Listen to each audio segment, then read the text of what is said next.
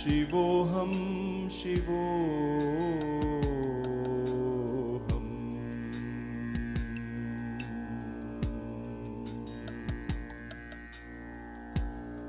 Shivoham, Shivoham.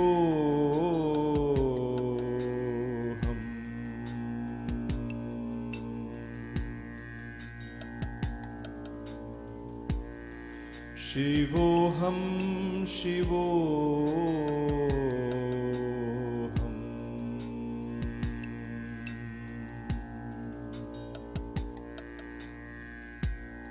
Shivoham, Shivoham. Shivoham, Shivoham.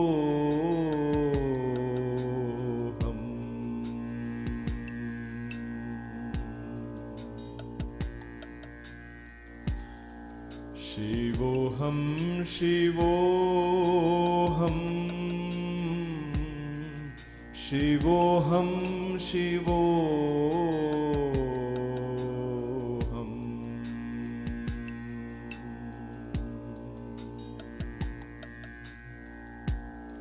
Shivoham, Shivoham.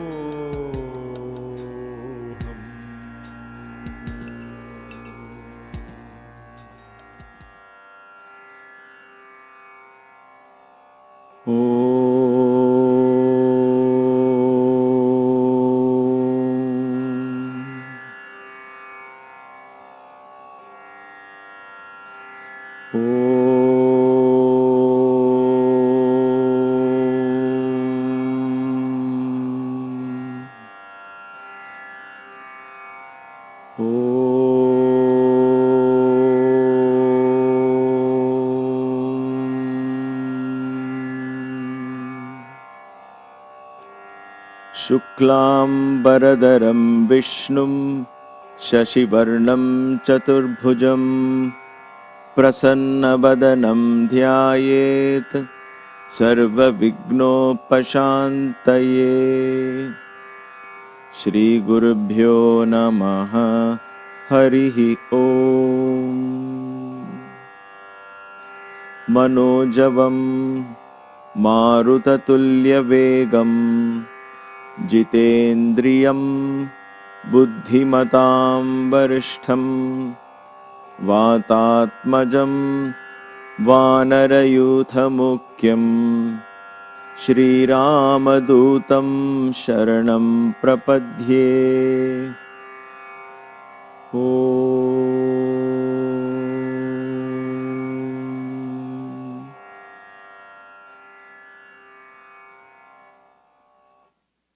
Namaste. Welcome to Kaivalya Yoga Gurukulam for the 13th day of this holy yagna, where we are learning and practicing Yogic Kriyas, mainly for cleansing and detoxifying our body. Please be aware, I cannot see you. I have no idea of your age or physical fitness. So you are in charge of your practice. If you feel something that we are doing is too much for you, just ease it, watch, and gently allow the body to get used to these exercises if you haven't exercised at all. The quality of these exercises are more important than the number of times you do these. The amount of mindfulness that you apply to each breath as it comes into the body and as it leaves the body is as important as the Kriya itself. In all these Kriyas, our focus is on the quality of the exhalations, how much we can exhale, how long we can exhale, how well we can exhale. Because as you exhale, you detoxify your body. We shall begin tonight with the Omkara Kriya. We'll take time to review the new asana that we learned yesterday in the class. But first, let us do the Omkara Kriya. 3 of them. Along with each Om, allow a lot of air to escape through the mouth. So it almost sounds like home, H-O-M. That's how it should be as you breathe out, as long as you can. Let's take in a deep breath. And let's begin.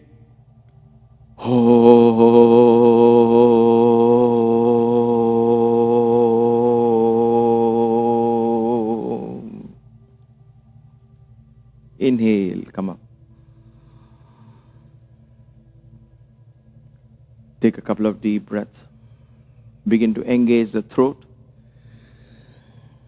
Slowly shift your awareness to your stomach and keep it slightly pulled in as you engage the chest to breathe in and out. Allow the chest to expand within the rib cage. Let's begin the second Om. Inhale. And let's go.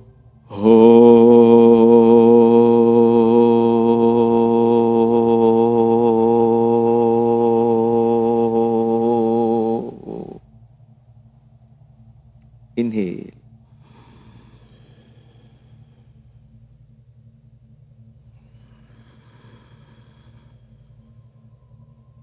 Begin to listen to the breath.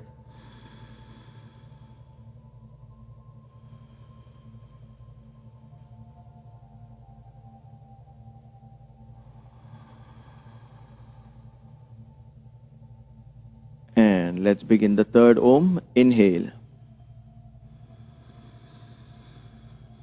And let's go.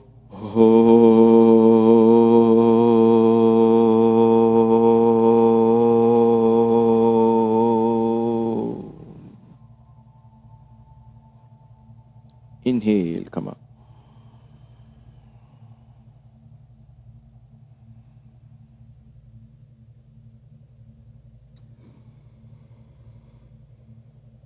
Listen to the sound of the breath.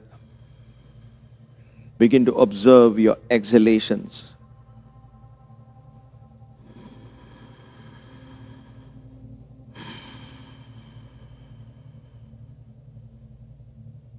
Gently open your eyes. Kakashudi Kriya. This time, no sound comes from the mouth, but the mouth is spouted like a beak of a crow. You're going to cough the breath out and cough it long. One long exhalation. It begins with a powerful blowing of the breath out, and then it continues till you can breathe out no more, and then you breathe in and come up. Kakashudi. Kaka is crow, Shuddhi is cleansing. So let's spout the mouth like a beak of a crow. First you inhale, of course. And then let's go.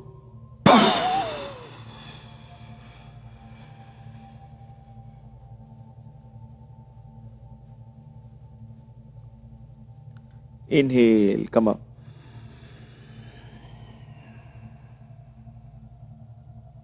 Powerful breath, subtle breath. Both are important in this one Kriya. From a powerful breath, take it to a subtle exhalation. Patiently observe. Don't worry about the length, all of that will come. Just observe the quality and the volume of the breath. Pay attention. Let's try it one more time. 2 more to go. Inhale. And go.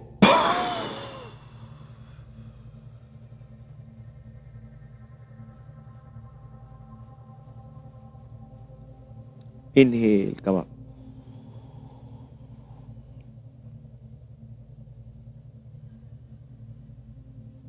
A couple of deep breaths again, paying attention to the breath.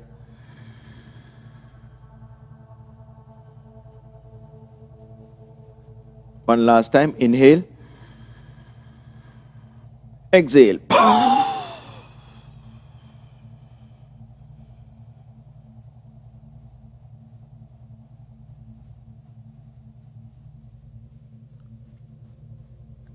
Inhale, come up. Now for those of you who are sitting down and practicing, if you have a back problem, you can always exhale with your hands on the ground so it puts less pressure on the back. But learn to keep your stomach pulled in when you do so. Because when you rest your hands on the ground, invariably the stomach also falls out. So keep your stomach in tight. You may wonder, what is this paying attention to breath, paying attention to breath? What is there to pay attention to? So this is what you have to pay attention to. Pay attention to the volume. How much of air is going in? Let me observe. Is all that volume of air coming out? Right? So that's the volume of air. How steady is the breath as I'm breathing in? And how steady is it as I'm breathing out? Am I engaging the throat and doing the ujjayi breath? Can I listen to the sound of the breath as it gently comes in and goes out? So you have 3 things, and that's a lot to pay attention. So a whole world of things are happening in the breath. Excellent.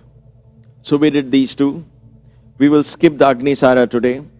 I will once again review the Pranam Asana, and then based on the time, we'll determine how many Markata Kriyas we'll do. Just for a couple of days, the routine seems to be a little haphazard, but please bear with me. But this is in order to establish that we learn these things properly. I'm taking the time in the session to teach you the asana as well. I have to revise this. So for those of us who are sitting on the ground, you pay attention to the back.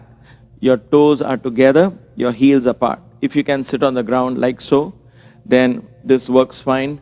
Your knees are here, watch my knees here. The knees are together here. Now, if you have a little bit of stomach, then you may have to open up slightly. You see, I've just opened it very slightly, enough to give some room so I can go all the way down.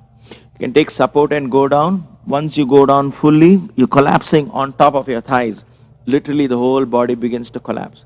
And then the only sign of the breath is the back, going up and down. If your butt starts coming up, please place this on the ground.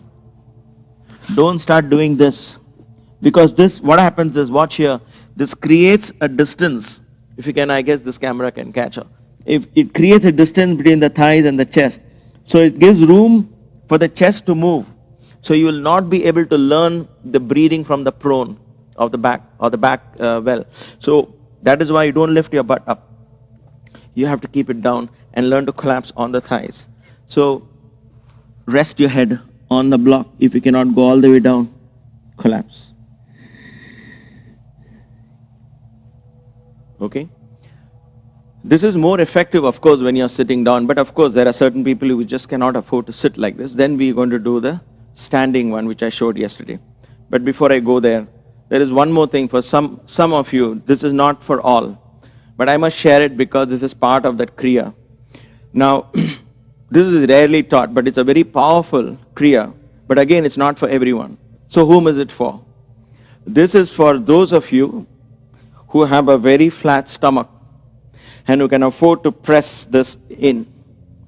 If you don't have any problems here, if you've not had a surgery in the last 3 or 4 years, but again, you have to check with your physician. If you don't have hernia problems, if you don't have any kind of liver enlargement, all of that, only then you can do this.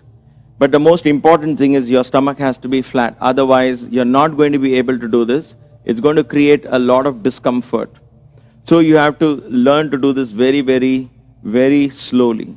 But for those of you, especially I'm teaching it, that you can teach your young children, if they are not watching this show. If they are watching, then please try it, because this is going to prevent all those problems like hernia, liver enlargement, and all of that. It will prevent to a large extent. Of course, all of that depends on the kind of food we eat. So that's a different story. But at least it will help in preventing, especially children who are in puberty, 10, 12, 13, 14 years. That is a perfect time to practice this. What is this? We learned one mudra in the last few classes. Thumbs in and you fold. This becomes Brahma mudra. But Brahma mudra is partial Brahma mudra because you're holding it here. When you place it and press on either side of your belly button. Okay, so if my belly button is here, I'm going to press on one side and the other side. I'm going to press this. Press my stomach. Okay. For some of you, you can practice just sitting like this. But in this particular one, the mudra becomes very effective like this. I'm going to inhale. I exhale, push this in, and I'm going to keep my hands like this. And I'm going to slowly collapse on top of this. So my stomach is completely squeezed in. And then I practice the back breathing.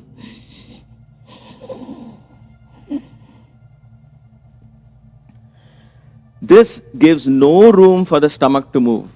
It compels the breathing of the chest. So that's why when I say it is more effective, it helps you learning very fast. The benefits of this is phenomenal. But I won't spend too much time on this. Just try it and learn it yourself. When you press this, all the internal organs get a tight squeeze, and on top of that, you're putting your full weight on it. And you're resting your chest. So there's no movement in the front of the body. The only way you can breathe is from the back. It's not a very comfortable exercise. You may not like it at first, but slowly you will learn to adjust. Again, this is not for everybody. But for those of you who are young or who are extremely slim, go ahead and try it. It's not going to hurt you. But if you have a big stomach, then it's almost impossible to do that. So don't even try that. Just hold this, go down and practice. Slowly the stomach will get in. Of course, all of that going in and all is more of a food and lifestyle change that you have to do. But Pranam Asana with the Brahma Mudra becomes a very powerful Kriya. So you breathe out. So if you ask me how I practice, I just do this for 3 to 4 minutes. I lie down like this.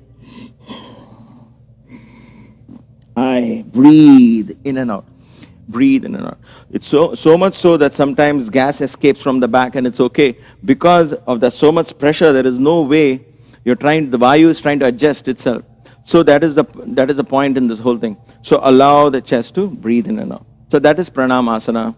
For those of you who are sitting on the floor, if you have a stomach issue, then open up a little bit and place your hands. Breathe in and out. This really truly helps in expanding your aerobic capacity. For those of you using the chair, it becomes easier.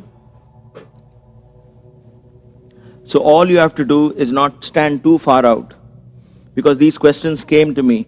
Just hold the edge of the chair, bend your elbows, and make sure the elbows kind of touching the knee. So that should be the distance between where your hand is and so you're not too far out like this. Just close enough. And then you put your full weight so that the body weight is not on your lower back. Knees are slightly bent. This should be the position. Again, stomach is pulled in. And then you use the back to breathe. This needs a little more of your focused attention because you have to make sure stomach is in. And you breathe in and out. You can try this with me if you are standing now to do the Pranamasana. You see there is a hunch in the back. You see? So hold on to that hunch and expand that hunch. And as you breathe out, feel your stomach going in. Hold the stomach in when you inhale. And feel the shoulder blades and all of that going up.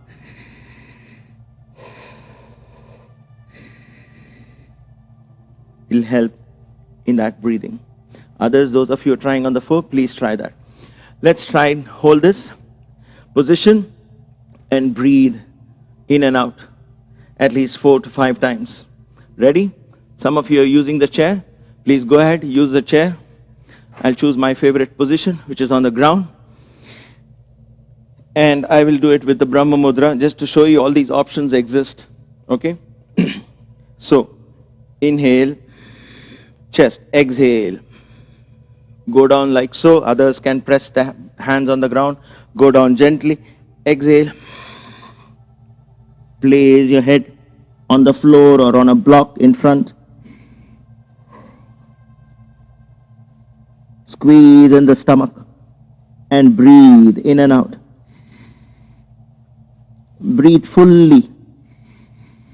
Feel the back expanding. Exhale fully.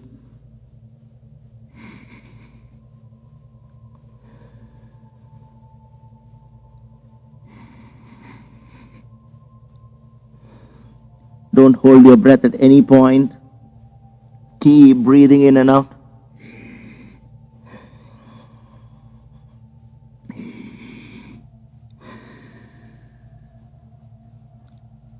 Keep breathing using the back, stomach pulled in.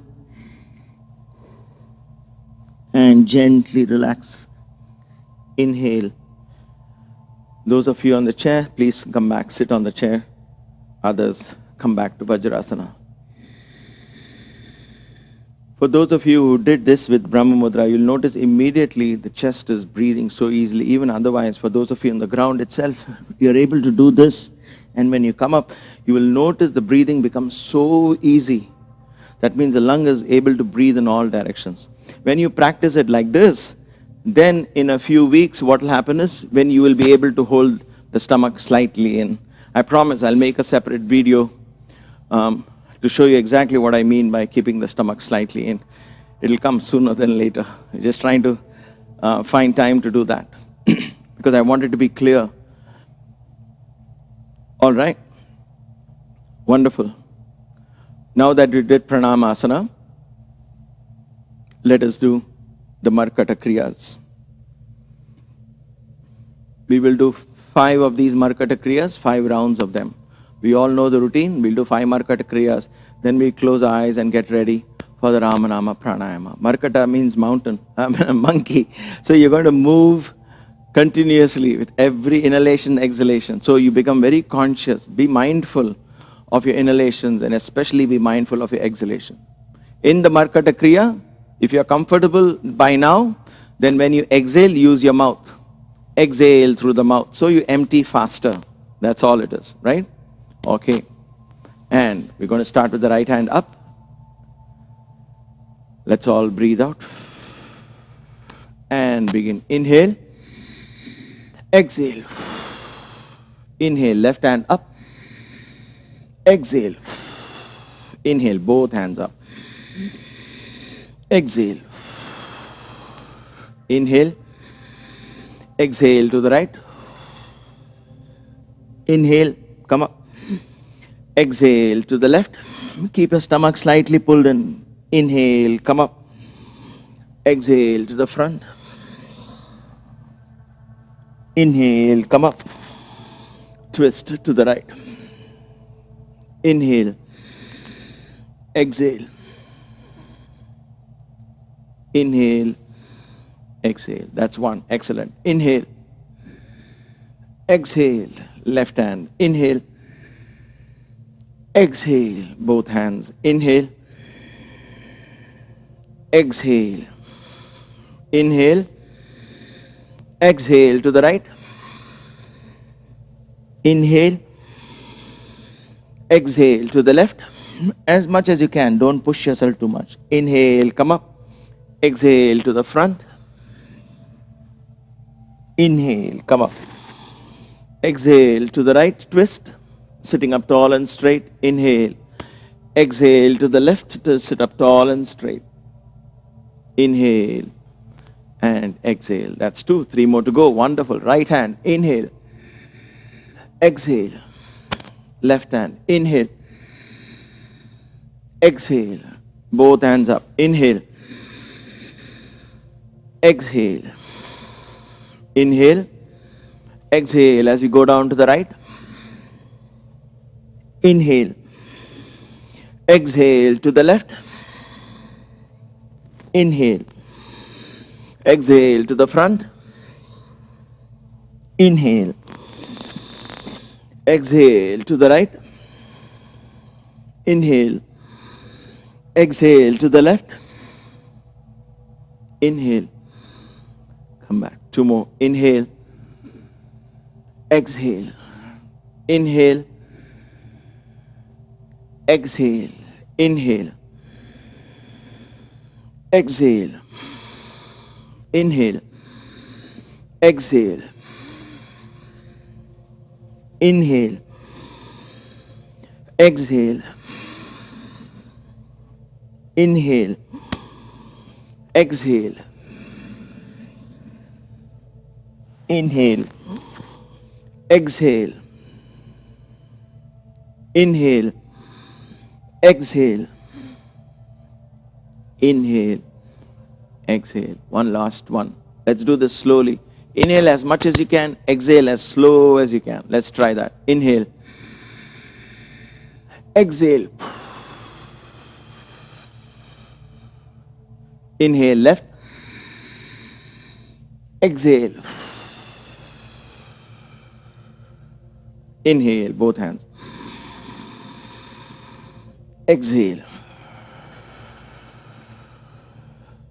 Inhale. Exhale. Inhale. Exhale. Inhale. Exhale nicely. Inhale. Exhale. Inhale. Exhale. Inhale. exhale. Wonderful. All these kriyas, what we are doing now, come under the broad category of Sukshma Vyayama. In yoga, there is Sukshma Vyayama and Sthula Vyayama. So of course, when you're moving the body, it kind of becomes a little Sthula. Sthula means gross, like more physical in nature. But our focus is on the breath primarily. So this still falls under the broad category of Sukshma Vyayama. In subtly, you're making changes in the subtle body, in the astral body, in the nadis. You're purifying the body from within. Believe me, trust me, and please be patient in your practice. These are very, very good exercises. Will help you, not just for this COVID pandemic and all of that. We are using this as an excuse to begin to learn. Allow this to be your first step towards treating your body as a temple. So you keep it clean inside out. And with that, let us gently enter into the consciousness of Ram.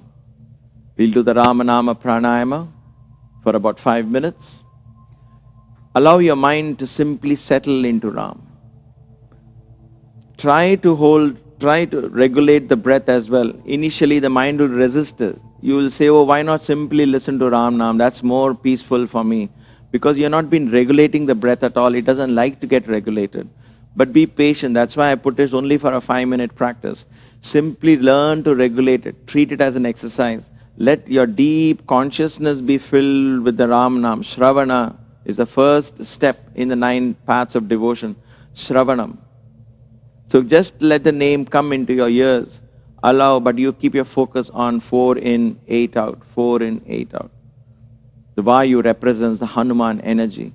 The mind focused on Ram represents the Atma Ram energy. Let this both merge together, create a healing consciousness, and let that healing consciousness spread across the globe, blessing, energizing everyone who needs it the most.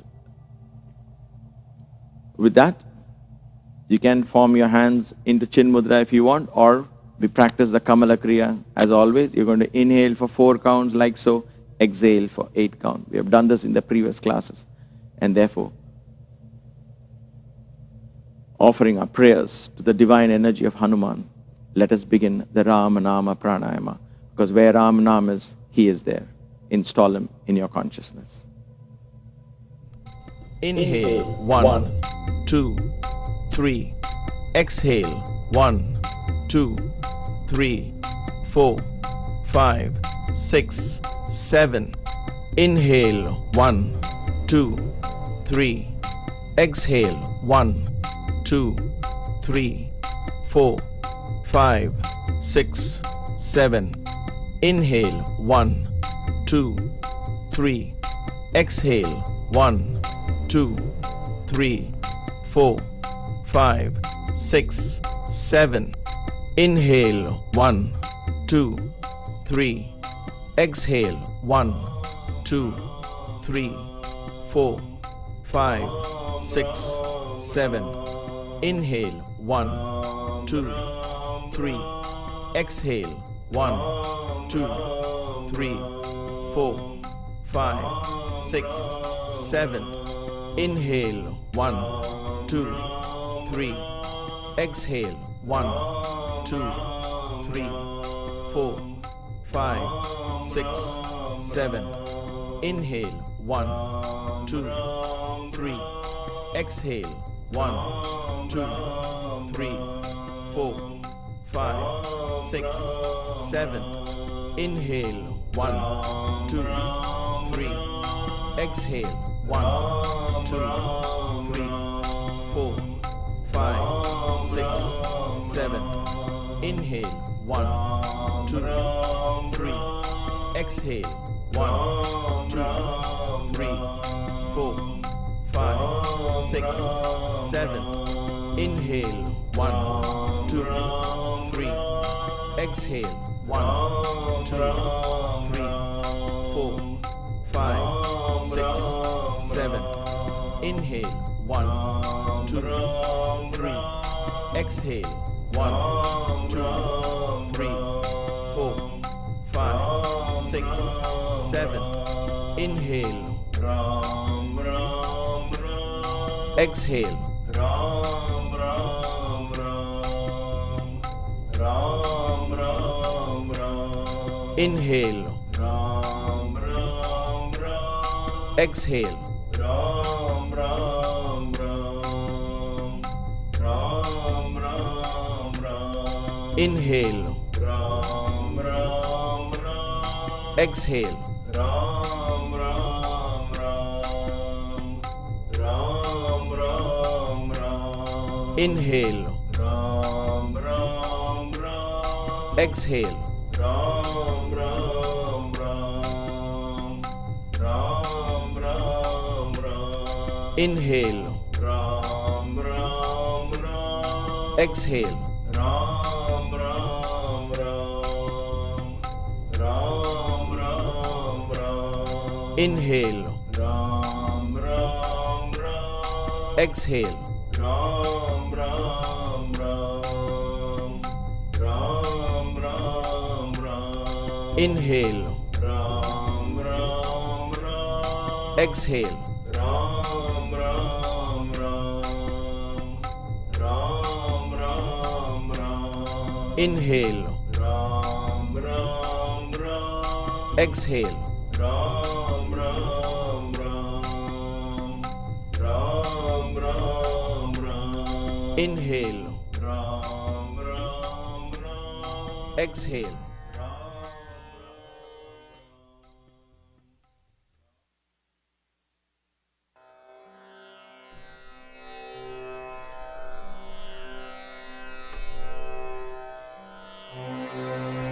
साईश्वराय विद्महे सत्यदेवाय धीमहि तन्नः सर्वप्रचोदयात्। ॐ साईश्वराय विद्महे सत्यदेवाय धीमहि तन्नः सर्वप्रचोदयात्।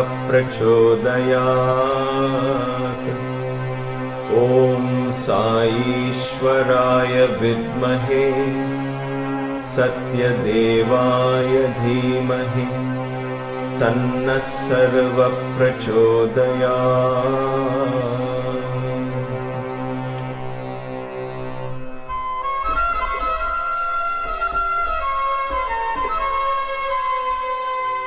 श्रीराम राम रामेति रमे रामे मनोरमे सहस्रनाम तत्तुल्यं राम नाम वरानने। श्रीराम राम रामेति रमे रामे मनोरमे सहस्रनाम तत्तुल्यं राम नाम वरानने। श्रीराम राम रामेति रमे रामे मनोरमे सहस्रनाम तत्तुल्यं राम नाम वरानने।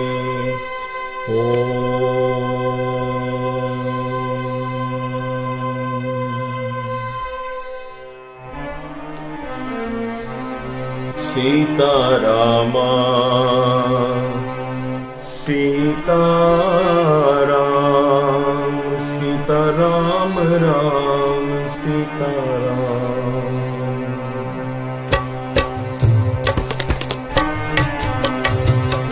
सीताराम राम राम सीताराम राम राम सीताराम राम राम सीताराम। सीताराम राम राम सीताराम राम राम सीताराम राम राम सीताराम। सीताराम सीताराम राम राम सीताराम राम राम सीताराम राम राम सीताराम। सीताराम सीताराम राम राम सीताराम राम राम सीताराम राम राम सीताराम राम राम सीताराम राम राम सीताराम राम राम सीताराम राम राम सीताराम राम राम। जय मारुति जय मारुति जय राम दूता जय मारुति जय मारुति जय राम दूता जय मारुति जय मारुति जय वायुपुत्रा जय मारुति जय मारुति जय वायुपुत्रा जय मारुति जय राम दूता जय मारुति जय राम दूता जय मारुति जय वायुपुत्रा जय मारुति जय Vayuputras Sita Ram Ram Ram Sita Ram Ram Ram Sita Ram Ram Ram Sita Ram Sita Ram Sita Ram Ram Ram Sita Ram Ram Ram Sita Ram Ram Ram Sita Ram Ram Sita Ram Ram Sita Ram Ram Ram Sita Ram Ram Ram Sita Ram Ram Ram Sita Ram Ram Ram Sita Ram Ram Ram Sita Ram Ram Ram Sita Ram Ram Ram Sita Ram Ram Ram Sita Rama Sita Rama Sita Ram Ram Ram Sita Ram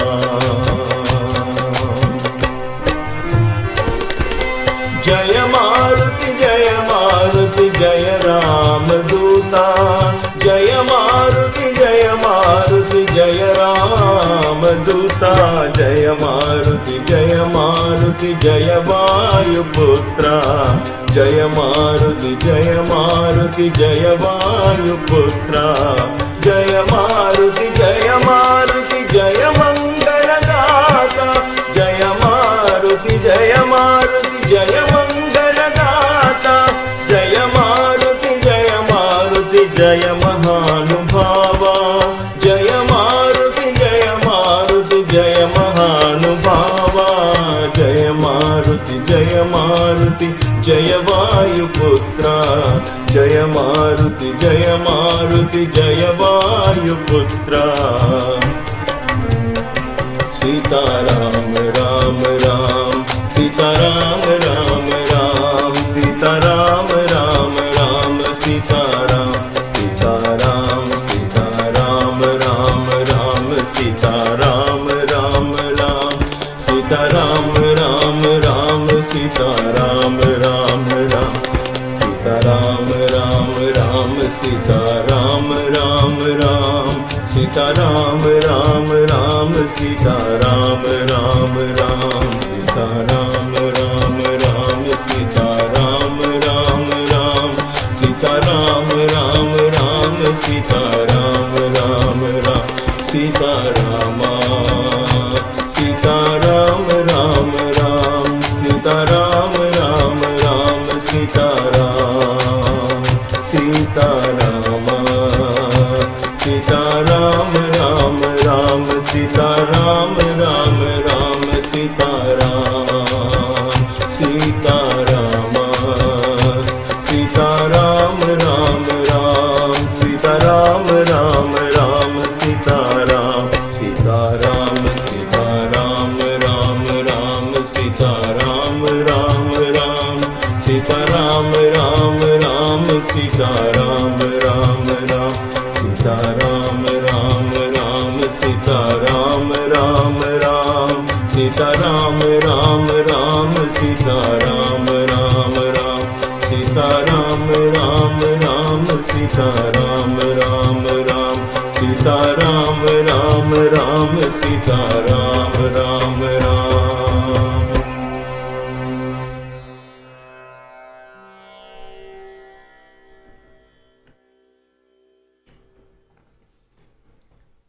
Namaste. For those of you who have just joined, welcome to Kaivalya Yoga Gurukulam. Welcome to this divine yagna that we are offering every day as a process of self-introspection, self-discovery, self-empowerment, and self-realization. Self-realization is not in the hereafter.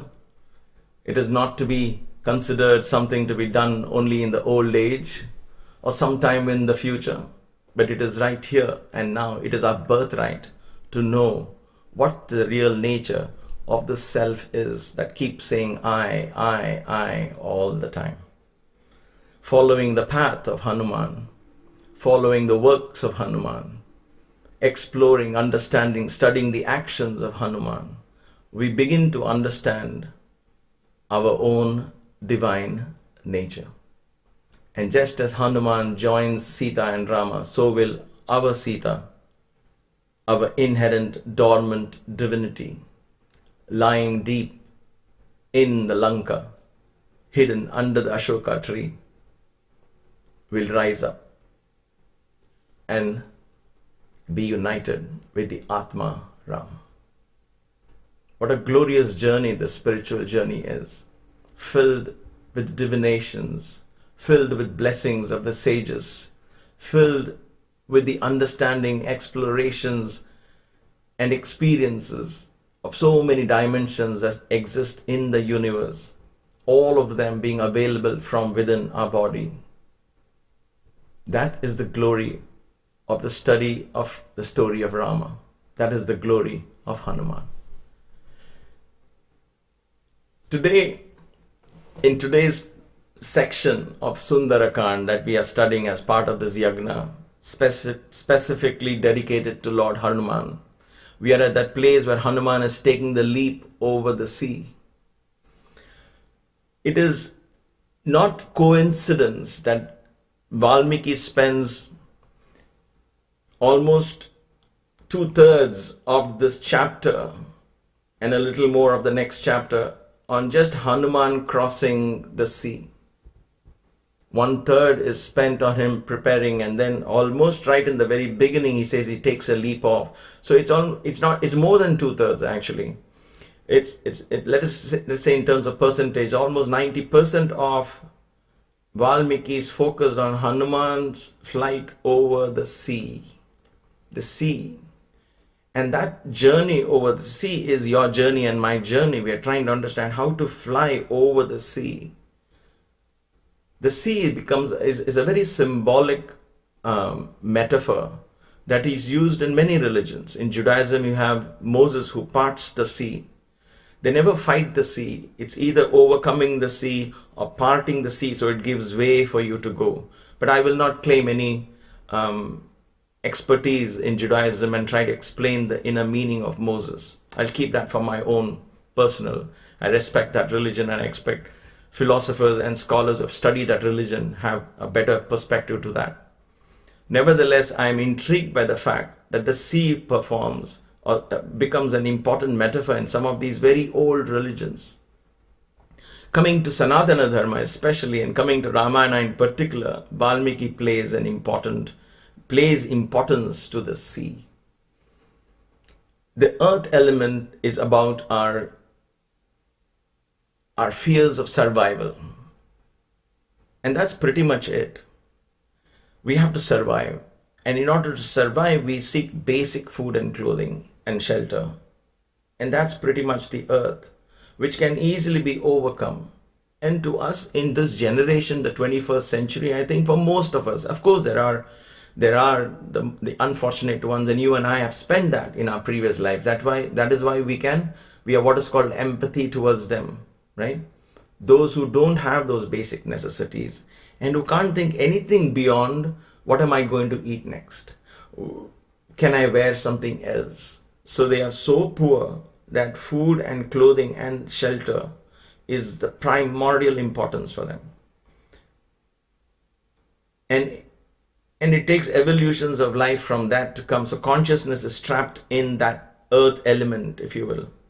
Then comes the water element, which takes that is why Valmiki spends time, because I guess most of us get caught in where our consciousness rather gets trapped in the water element, trying to go through. And so in this water element comes our past deeds, and our good fortune that we have collected over past lives comes as a Mainaka mountain, offers us rest, and we decide to take rest, forgetting our journey to go beyond these. People ask me in Kundalini, where chakra situation in the chakra, exactly in the spine and this and that. But truly when the chakra opens, you will realize the chakra is not in you. You are in the chakras. You are in the Mooladhara chakra, look around you. You are in the Swadhisthana chakra, look around you.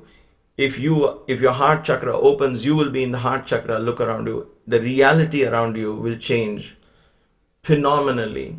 So one has to take it from that perspective. But nevertheless, we use the spine as a reference.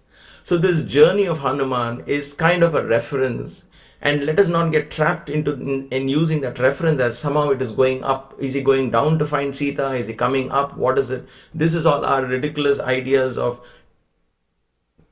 confining this whole concept of base of the spine, top of the spine, not realizing that the spinal cord is only a reference point. Each one has got multiple dimensions. And so we are only taught to think in x-axis and y-axis and z-axis. But there are so many more dimensions to this. So to a certain extent, use these points as a reference and then go into the story, because the story opens your mind. It breaks logic.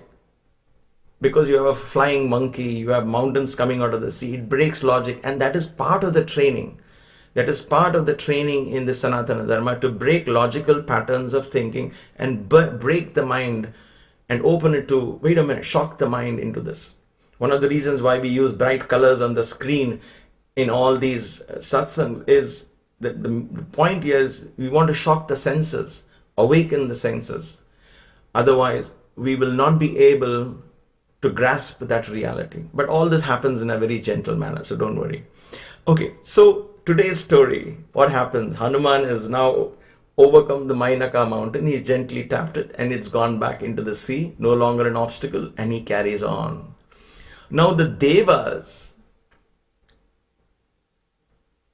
go to and want to test him. The Devas are saying, we don't know what's going to happen, and so let us test him. So Valmiki just gives one verse for that. Valmiki says the Devas approached a demoness. I guess let's stick to demoness. Okay, all right. Maya says it's okay. Demoness. Okay, she demon, I guess. I don't know. So they approach a demoness and say, okay, here is what going to happen. Hanuman is flying across. We want you to create an obstacle for him. We wanted you to test him. So they tell her two verses, I think. One is approaching and one is the actual dialogue. So they tell her, you become huge as a mountain again. Bring out your fierceness, become ugly, and create fear in your eyes, and create a situation where Hanuman cannot escape. They wanted to test Hanuman. Now you might scratch your head and say, wait a minute, the gods want Ravana to be killed, the demon to be killed. The gods they just praised Hanuman. Now, why aren't they just continuing that praise and let him go? What are they thinking when they say, okay, now you create some obstacle, let's sit back and watch the fun? Is that the aim? Well, when you take it at the superficial story level, then you have these TV shows where Indra is watching and everybody decides to make it a very dramatic situation. That's one level, right? But the truth is that we need examinations and we need to pass our exams to create confidence in us. Isn't that normal? Isn't that a natural thing for us?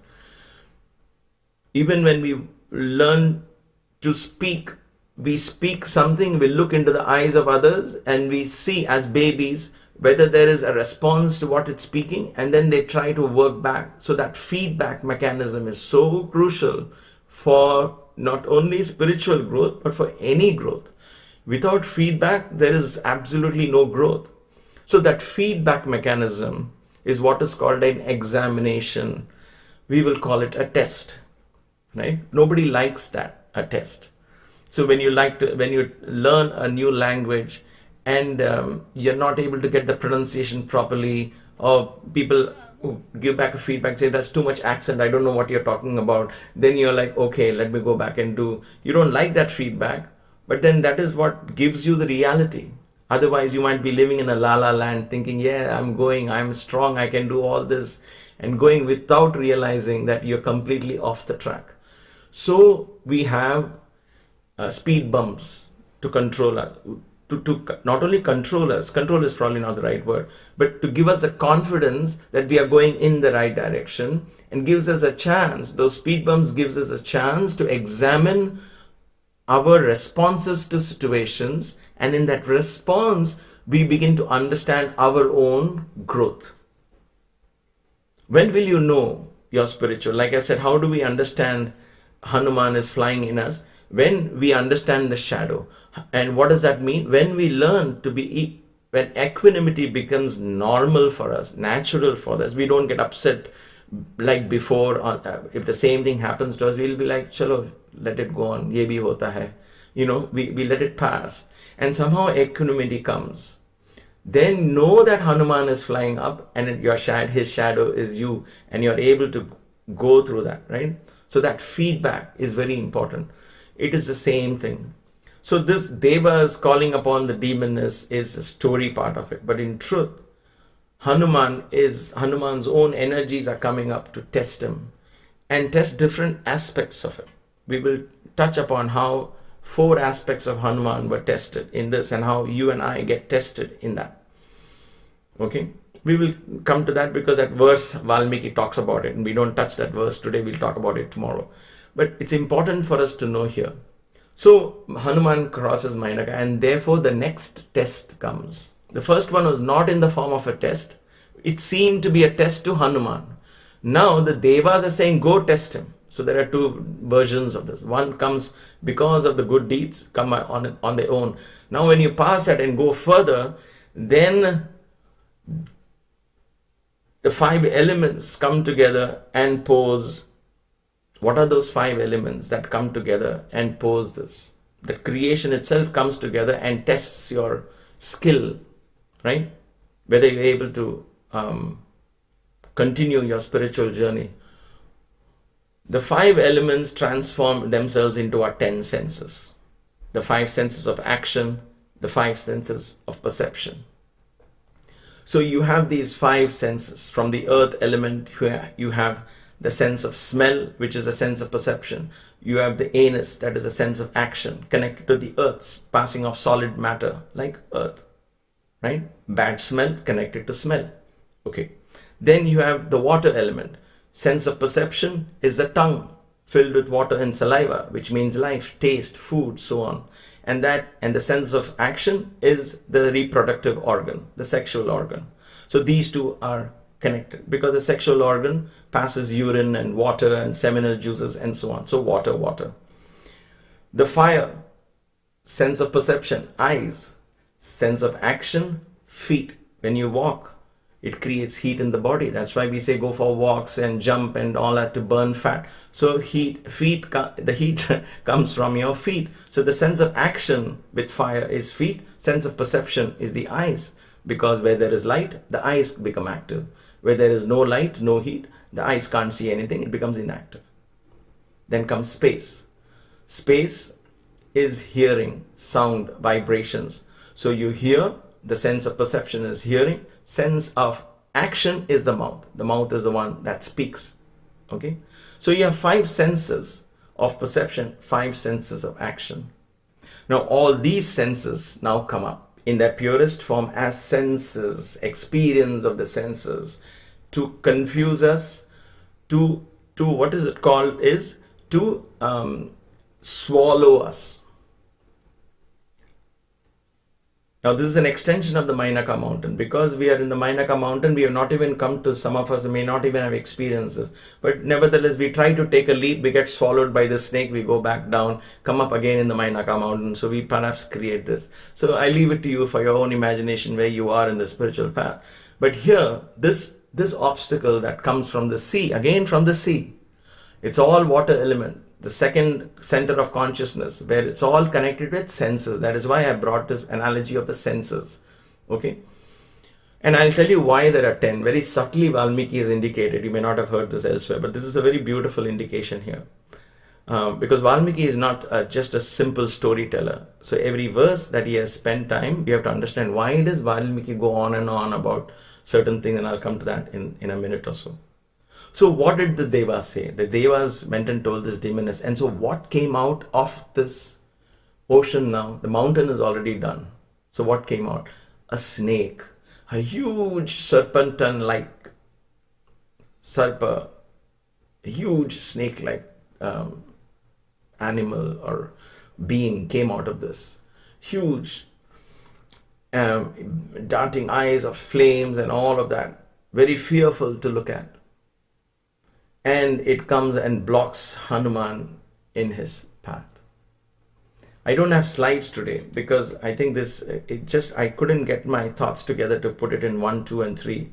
So I thought I'll let the divine just guide me to share these thoughts to you, with you.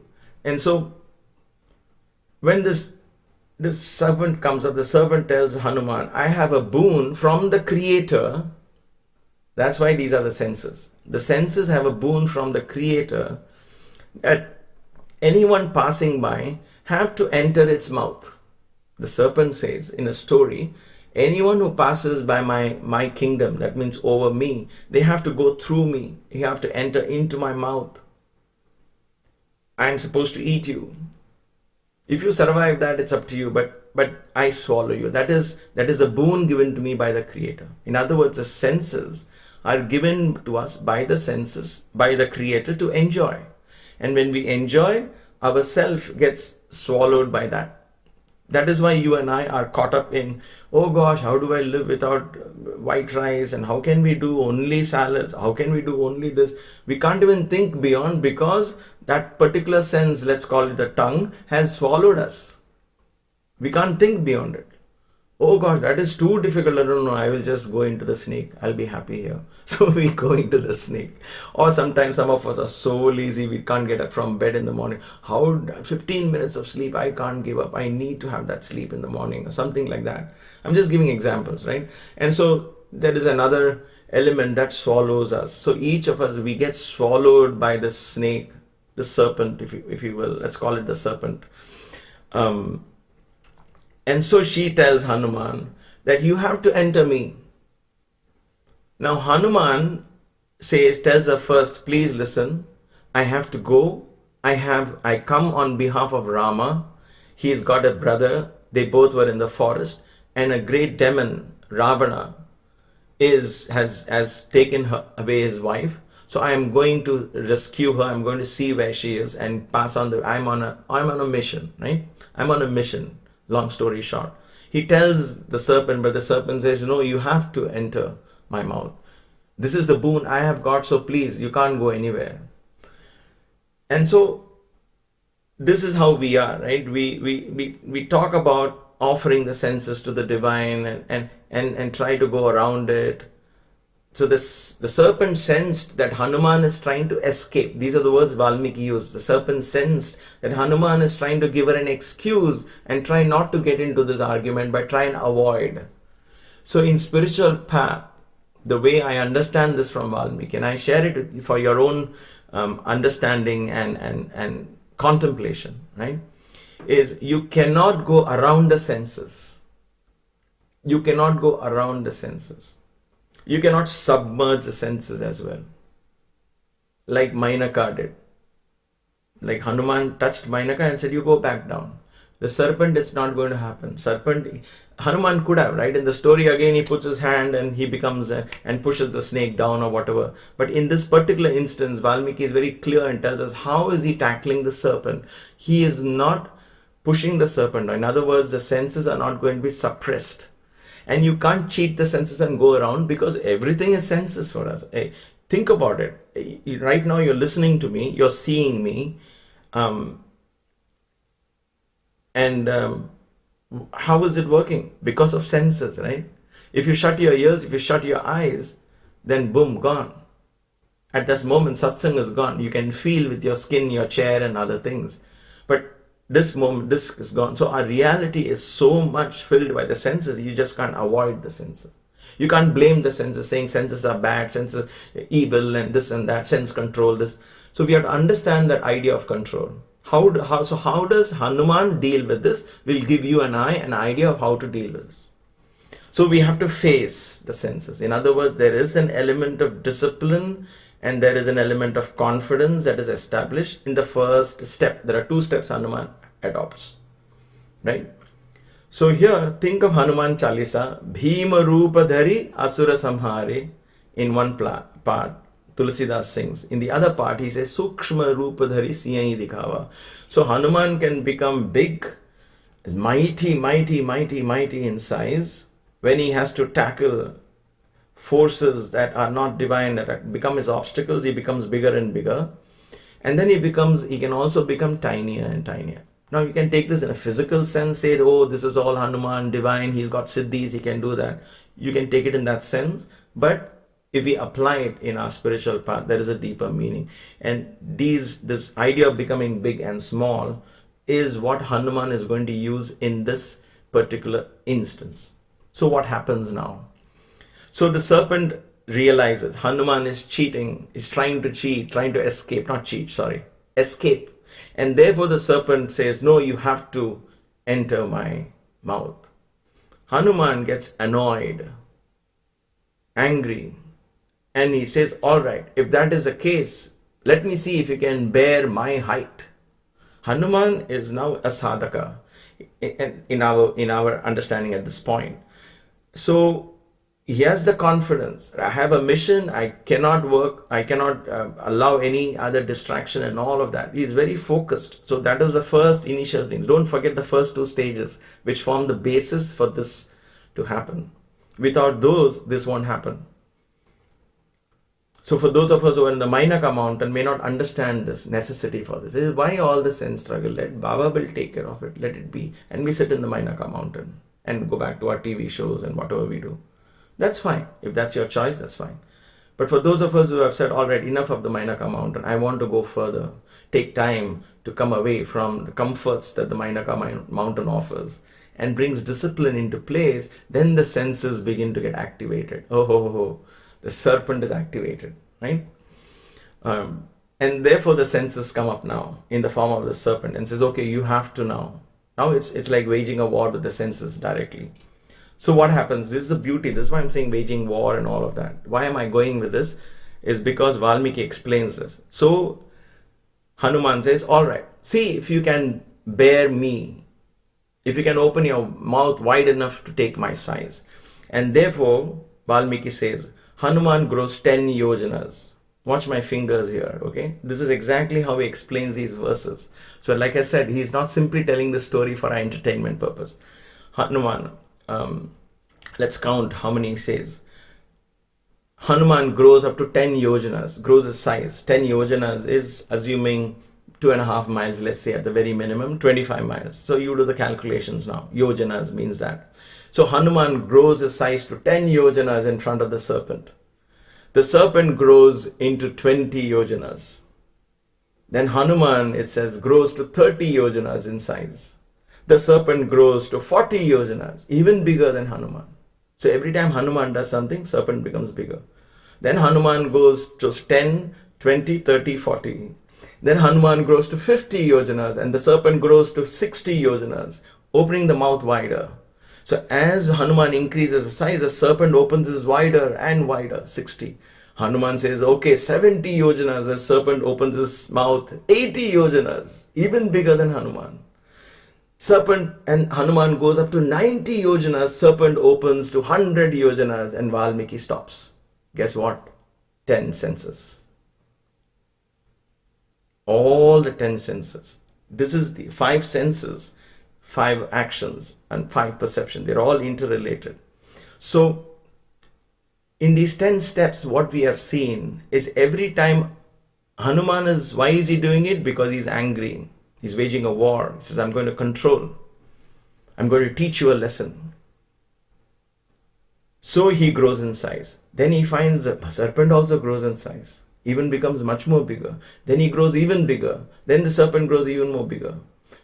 And then finally, when the serpent grows to its 100 yojanas, Hanuman, because he is very, now the word intelligence is perhaps not the right word here, although scholars have used that word, I can't, because we treat intelligence as something very clever and ability to manipulate, that kind of intelligence. We apply intelligence to stockbrokers and things like that, right?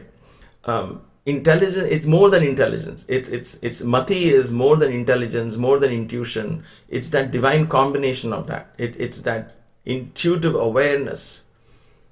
It's what enlightenment gives you, that when the path in enlightenment, grace gives you that sixth sense, if you will, and understanding that comes. So we can call it intuition, intellect, all clubbed into one. So mati is that word. So he uses his mati there. At that moment, immediately Hanuman realizes, okay, she has opened her mouth this wide. He immediately shrinks to a smaller size, enters the mouth and comes out. Enters the mouth fully into that hell-like mouth. Valmiki says, like a naraka, he goes in and comes out. She has opened it so wide, but by the time she comes to clamp and close her mouth, he has gone in and come out. And then he bows down to her and says, let me finish that story part, then we'll analyze it. He bows down to her and he says, Mother, I have done what you went. You had this boon that everybody should enter your mouth. I entered your mouth, you didn't close it, and so you gave me a chance to escape, and I escaped. And then the serpent says, you have done a wonderful deed. I cannot stop you. Please go ahead with your mission. You have my blessings. And the gods bless him and everybody blesses him, and Hanuman resumes his journey. There is so much to decipher from this meaning here. So there are two things happened. One was Hanuman kept growing in size and she kept growing bigger than Hanuman. And finally Hanuman became small and went in and came out. So you and I who are wise will say, I think, you know what, Hanuman, why did he then grow bigger and bigger and fight? If there's a senses, then I don't have to grow and fight the senses. Can I just become small and escape the senses? It doesn't work like that. That's why Hanuman adopted the twofold. Because if Hanuman had not grown so much, she wouldn't have opened the mouth so wide.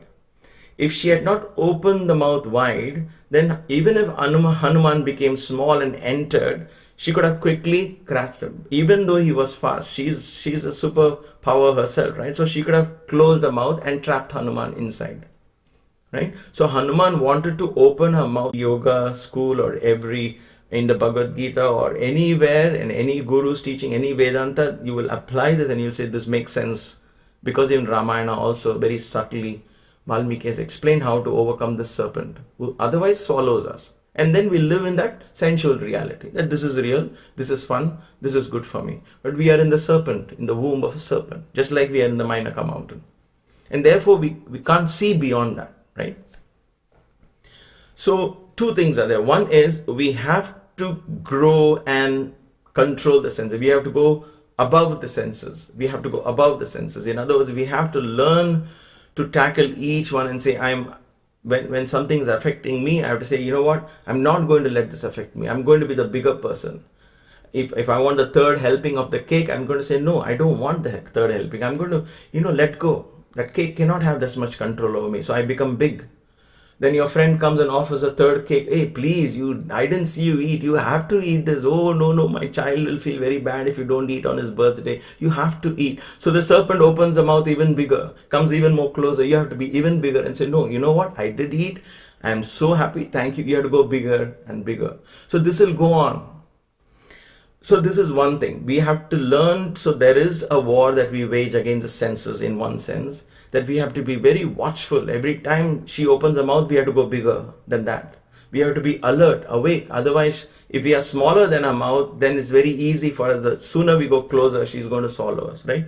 So this alertness, in other words, spiritual alertness, awareness, constant integrated awareness that Baba talks about often. He says the spirituality is just simply this. Your spiritual path is effective when you are constantly aware of your integration, constantly. And therefore this constant awareness should be there. Where am I succumbing to my senses and where am I not?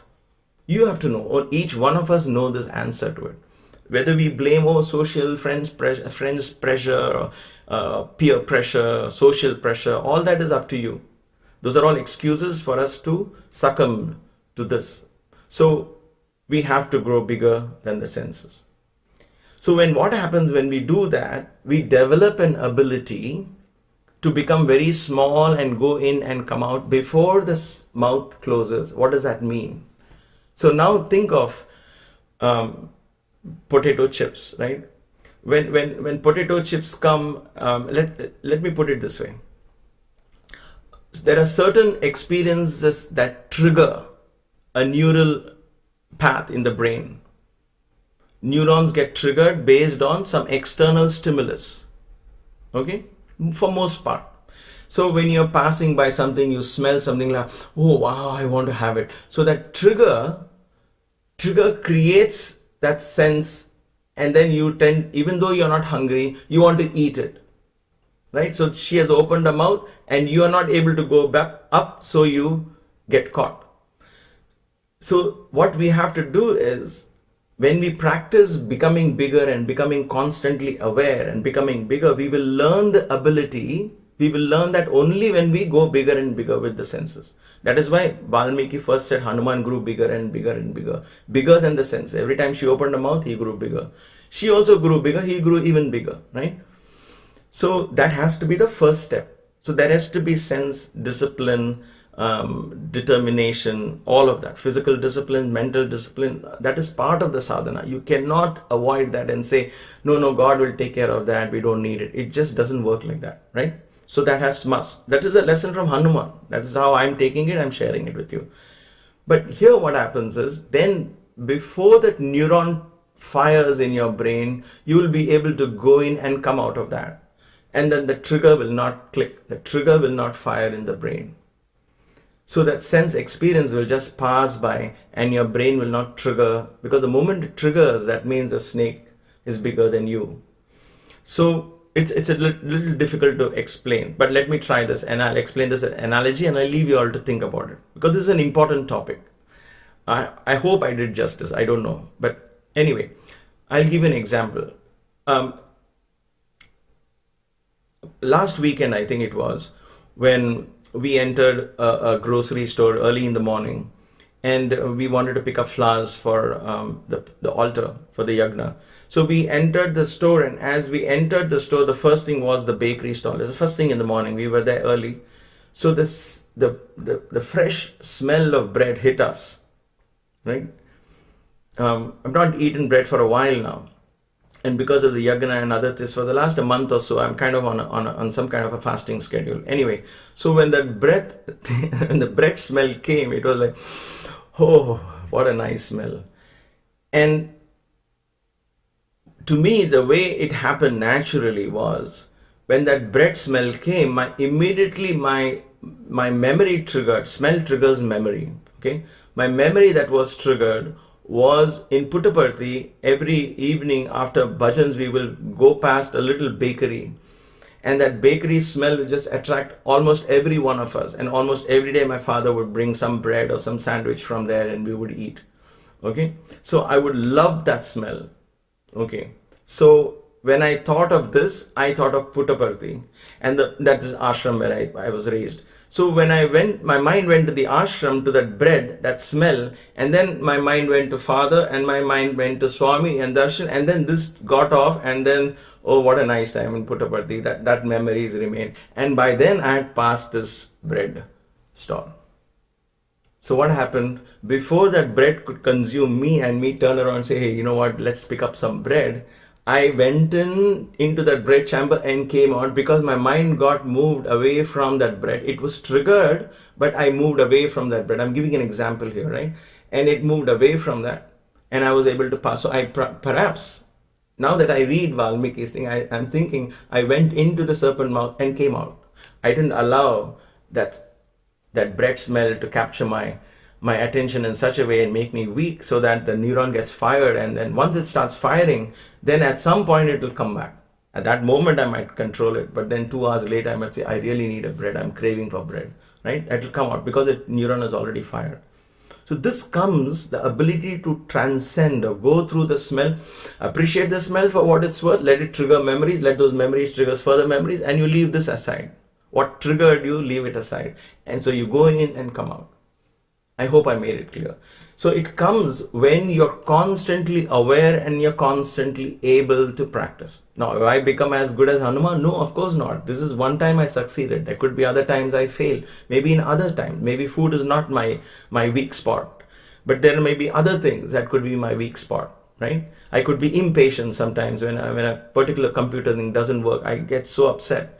And so those kind of things are the things I need to work on. So we all have our little serpents that come up and immediately swallow us. So we have to learn how certain things from outside does not trigger those neural patterns, and then our responses become reactions and impulsive in nature. And so we impulsively do something. That is why you're watching TV, you're eating chips impulsively. Are you really hungry? I don't know, but it's tasty. I want to eat. You're completely swallowed by that serpent. Think about that. To me, the serpent represents senses. And the 10 senses, the 10 times both of them increase, shows that the war with 10 senses, you have to wage them, you have to combat them, you have to face them, not avoid them, not escape them. You have to face them and grow bigger and bigger. And then you will learn, only then you will learn that I can become small and escape it. And the sense cannot trap me, because I have the ability now to go in and come out. Because I practiced hard in growing beyond the senses. Now, going beyond the senses, becoming bigger every time is not easy, but we have to practice. If we practice that, then we will learn to go in and come out without being affected by it. Very powerful lesson of Valmiki. Let us all meditate and contemplate, and let us pray to this divine energy of Hanuman, that you see him sitting there with the shawl that one of the yogis gave me in Himalayas, and Maya too. This was a very old trip that we did. When we went to Gangotri and went beyond Gangotri to a lake along with my nephews called the Kedar Tal. And so it's a very beautiful experience. That was in 2009. Nevertheless, so he is wearing that, and he is the one who's going to guide us. He represents that awakened mind. He represents the prana shakti in us. So let us communicate with that energy in the form and name of Hanuman. And that communication will guide us. With that, let us invoke this divine energy of Hanuman. And after the invocation, we listen to these 28 odd verses of Valmiki's beautiful rendition of the story. And then, because it's Saturday and Sunday tomorrow, you will listen to the rhythms of Hanuman Chalisa that divinely guided us in a different form of a music production. If you want to listen to that separately, it is also available on YouTube. Just type Rhythms of Hanuman Chalisa, KYG, or just Rhythms of Hanuman Chalisa. You will find that on YouTube channel. Please listen to it. It was truly divinely inspired. And the visuals came to me as I sat in with the software, and it just all blended perfectly.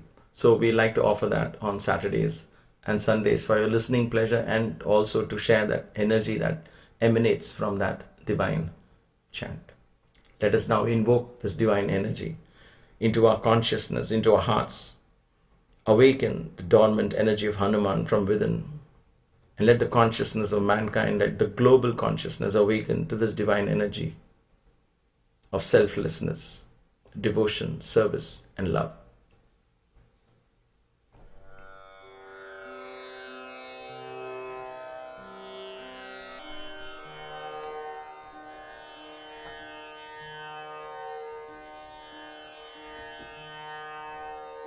Om Bhuh Purusham Shri Bajranga Rupaya Shri Samba Sadashivam Avahayami. Om Bhuvah Purusham Shri Maruti Rupaya Shri Samba Sadashivam Avahayami. Om Suvah Purusham Shri Chiranjeevi Rupaya Shri Samba Sadashivam Avahayami. Om Bhurbhuvah Suvah Purusham श्रीरामदूत Hanuman रूपाय Shri Samba सदाशिवं आवाहयामि।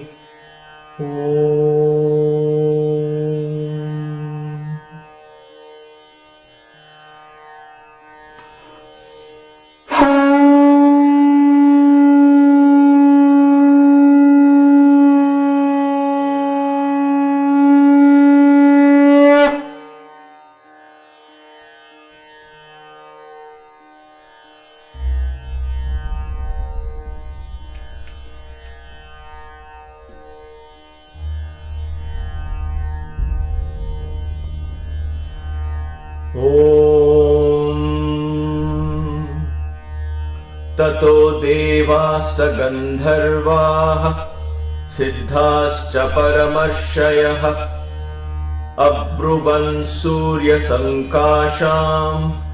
सुरसां नागमात्तरम्।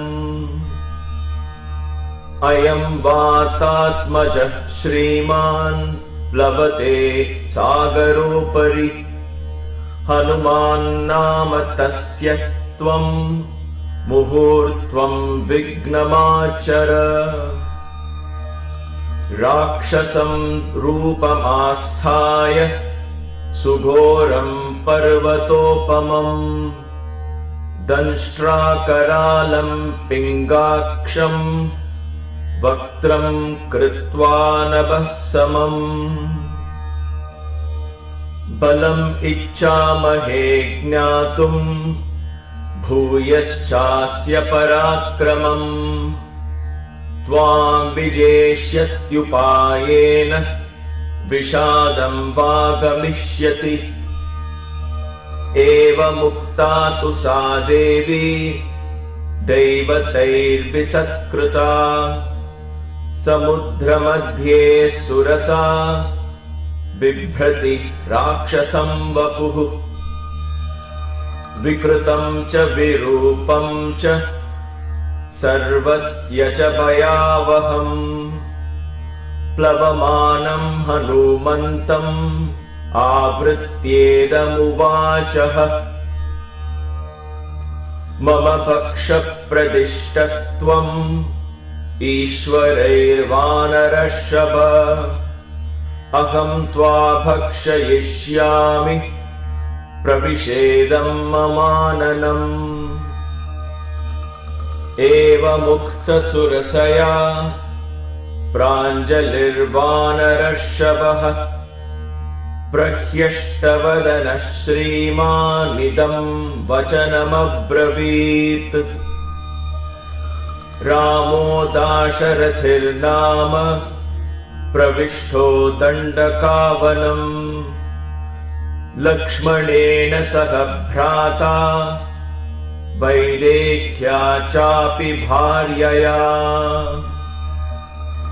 अन्यकार्यविषक्तस्य बद्धवैरस्य राक्षसैः तस्य सीता हिता भार्या रावणेन यशस्विनी। तस्याः सङ्काशं दूतोऽहं गमिष्ये रामशासनात् कर्तुमर्हसि रामस्य साख्यं विषयवासिनि। अथवा मैथिलीं दृष्ट्वा रामं चाक्लिष्टकारिणम् आगमिष्यामि ते वक्त्रम् सत्यं प्रतिशृणोमि ते। एवमुक्ता हनुमता सुरसा कामरूपिणी अब्रवीन्नातिवर्तेन्मां कश्चिदेशवरो मम। तं प्रयान्तं समुद्वीक्ष्य सुरसा वाक्यमब्रवीत्। बलं जिज्ञासमाना वै नागमाता हनूमतः प्रविश्य वदनं मेध्य गन्तव्यं वानरोत्तमा। वरयेष पुरा दत्तो मम धात्रेति सत्वरा व्यादाय विपुलं वक्त्रं स्थिता सा मारुते पुरः एवमुक्तसुरसया क्रुद्धो वानरपुङ्गवः अब्रवीत् कुरु वै वक्त्रं येन मां विषहिष्यसे इत्युक्त्वा सुरसां क्रुद्धो दशयोजनमायता दशयोजनविस्तारो बभूव हनुमांस्तदा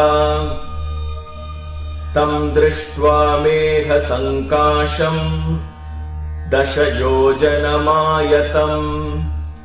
चकार सुरसा चास्यं विंशत्योजनमायतम् हनुमांस्तु ततः क्रुद्धस्त्रिंशत्योजनमायतः चकार सुरसा वक्त्रं चत्वारिंशत्थोच्छ्रितम् बभूव हनुमान् वीरः पञ्चाशद्योजनोच्छ्रितः चकार सुरसा वक्त्रं षष्टियोजनमायतम् तथैव हनुमान् वीरः सप्ततियोजनोच्छ्रितः चकार सुरसा वक्त्रमशीतियोजनायतम् हनुमानचलप्रख्यो नवतियोजनोच्छ्रितः चकार सुरसा वक्त्रं शतयोजनमायतम्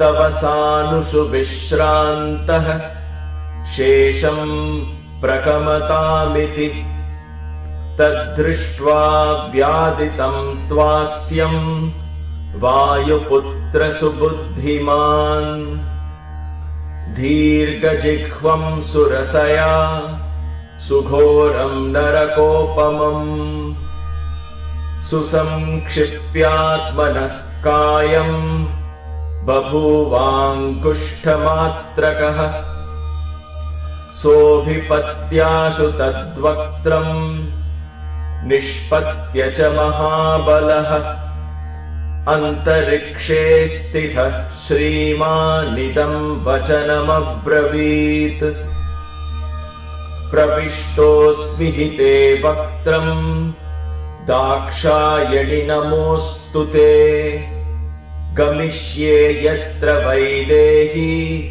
सत्यं चासीद्वरस्तव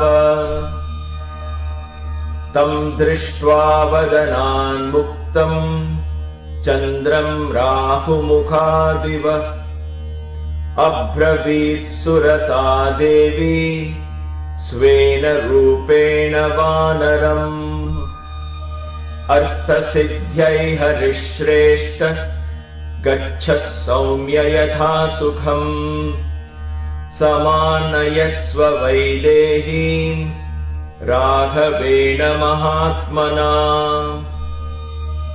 तत्तृतीयं हनुमतो दृष्ट्वा कर्मसु दुष्करम् साधु साध्विति भूतानि प्रशशंसुस्तदा हरिम् ससागरमनादृश्यम् अभ्येत्य वरुणालयम् जगाम् आकाशमाविश्य वेगेन गरुडोपमः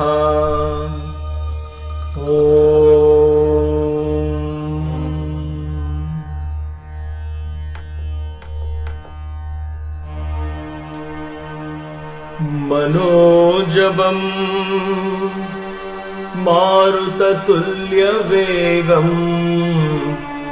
जितेन्द्रियं बुद्धिमतां वरिष्ठम् वातात्मजं वानरयूथमुख्यम्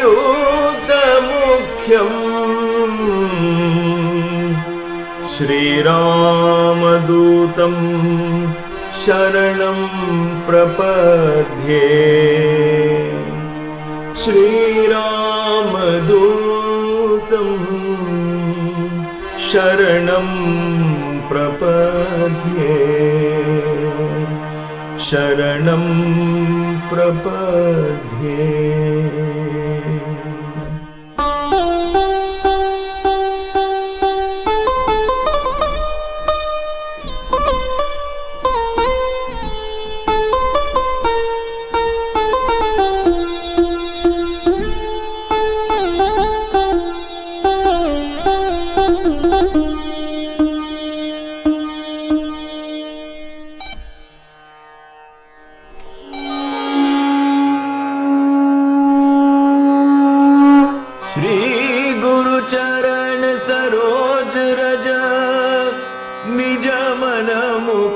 सुधारी बरनो रघुबर बिमल जसु जोदायक फल चारि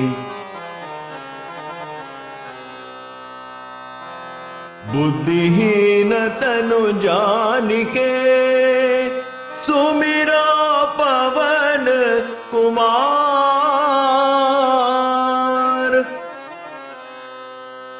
बल बुद्धि विद्या देहु मोहे हरहु कलेश विकार।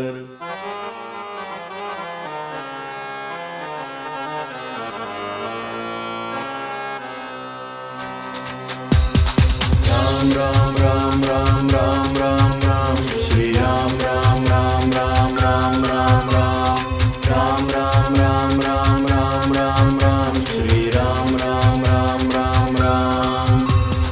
जय हनुमान ज्ञान गुण सागर जय कपीस तिहु लोक उजागर रामदूत अतुलित बल धामा अंजनी पुत्र पवन सुत नामा महावीर विक्रम बजरंगी कुमति निवार सुमति के संगी कंचन वरण विराज सुबेसा कानन कुंडल कुंचित केसा हाथ वज्र और ध्वजा विराजे कांधे मूंज जनेऊ साजे शंकर सुवन केसरी नंदन तेज प्रताप महाजगबंदन विद्यावान गुणी अति चातुर राम काज करिबे को आतुर प्रभु चरित सुनिबे को रसिया राम लखन सीता मन बसिया।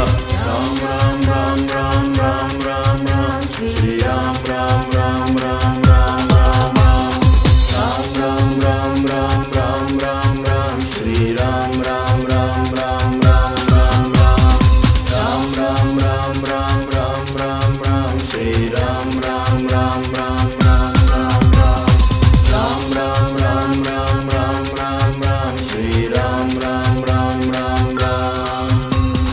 सूक्ष्म रूप धरि सियहि दिखावा विकट रूप धरि लंक जरावा भीम रूप धरि असुर संहारे रामचंद्र के काज सवारे लाए सजीवन लखन जियाए श्री रघुबीर हर्षि उर लाए रघुपति कीन्ही बहुत बड़ाई तुम मम प्रिय भरत ही सम भाई सहस बदन तुम्हरो जस गावे अस कहि श्रीपति कंठ लगावे सनकादिक ब्रह्मादि मुनीसा नारद सारद सहित अहिता जम कुबेर दिगपाल जहाँ ते कवि को विद कहि सके कहाँ ते तुम उपकार सुग्रीव ही कीन्हा राम मिलाए राजपद दीन्हा।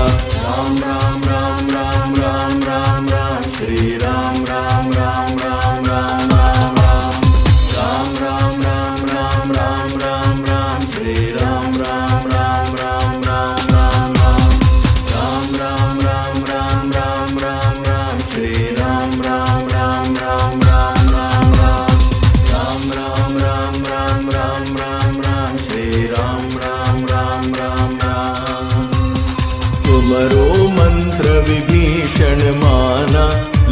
महेश्वर भय सब जग जाना।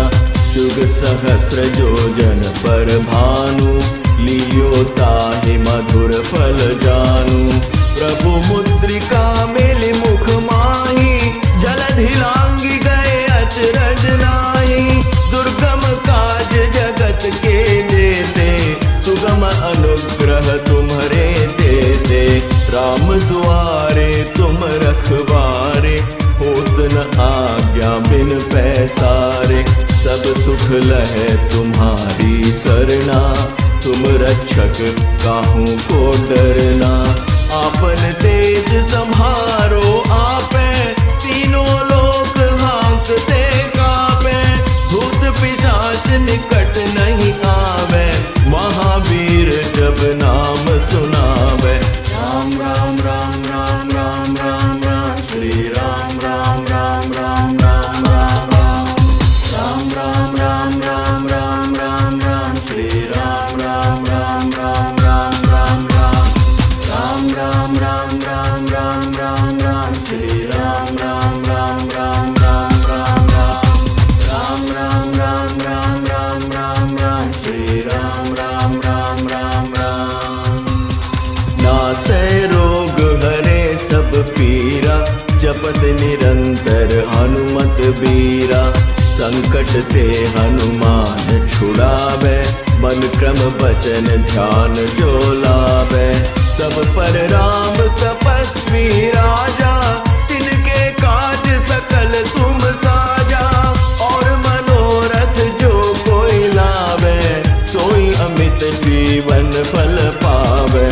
चारों जुग परताप तुम्हारा, है प्रसिद्ध जगत उजियारा। साधु संत के तुम रखवारे, असुर निकंदन राम दुलारे। अष्ट सिद्धि नौ निधि के दाता, असवर दीन जानकी माता।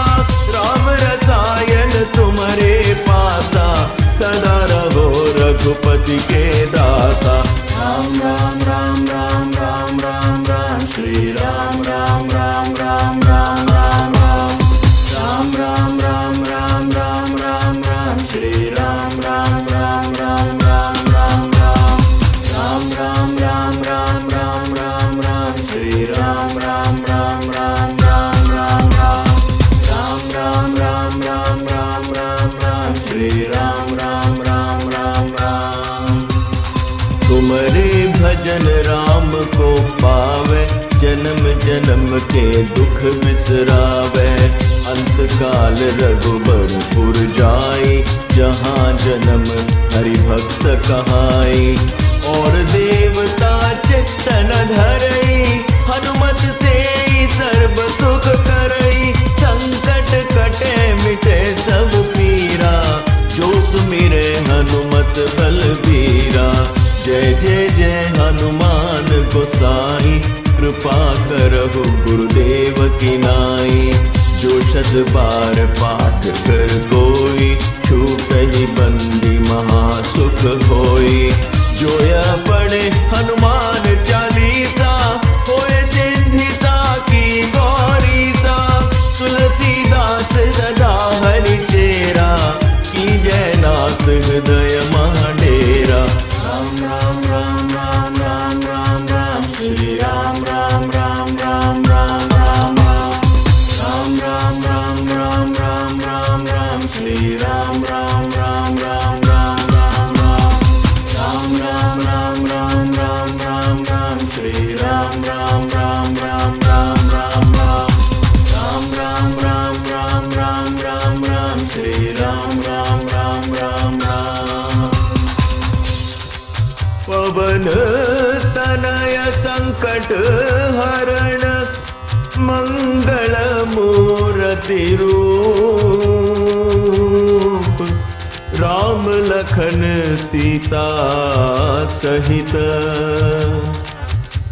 हृदय बसहु सुरभूप।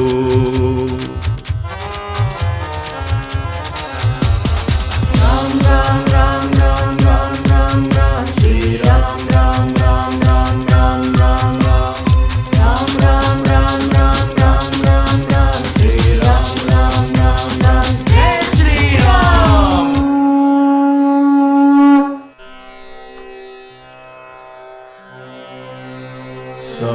समस्तलोका सुखिनो भवन्तु समस्तलोका सुखिनो भवन्तु समस्तलोका सुखिनो भवन्तु. May all the beings in all the worlds be happy. जय बोलो पवन सुत हनुमान की जय. सियावर रामचंद्र की जय. सतगुरु साईनाथ महाराज की जय. नमः पार्वती पतये हर हर महादेव.